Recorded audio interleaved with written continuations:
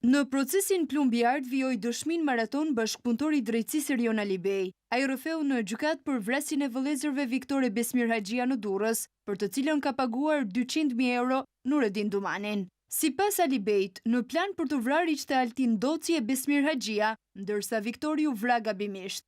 Për vrasjen e vëllezërve Haxhia i kam dhënë Nureddinit 2 kallash dhe 1 pistolet me sa kujtoj. Qa më kërkonte ja jepja, armët ja dhash bashk me makinën, plani ishte për të vrarë Altin Docin dhe Besmir Haxhin, jo Viktorin. Doli shpejt në televizor lajmi që e mora vesh, edhe në lajme që u gjet e braktisur Toyota. I thash Nureddinit pse shenja gjaku në makinë, më tha kemi i gjujt me xhama mbyll dhe nga ciflat është lëndu në këmbë kusho. Pastaj u shoqëru nipi në polici dhe Nureddini më tha, m'duket se ky po flet, dhe me sa kuptova e kishte marrë vesh nga komshint, nga miri pojës që Nureddini e kishte mik.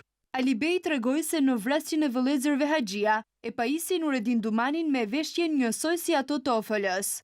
Kam pas dhe një mik në Kukës, Bujar Gërmizin. I thash Nureddinit ke nevojë për disa veshje si të OFL-s, më tha po dhe nga Bujari mora disa veshje si të OFL-s, policisë dhe ja kam dhënë Nureddinit, jelek dhe kambale me mbishkrimin OFL, janë bërë në Kosovë veshjet, unë i mora në Kukës.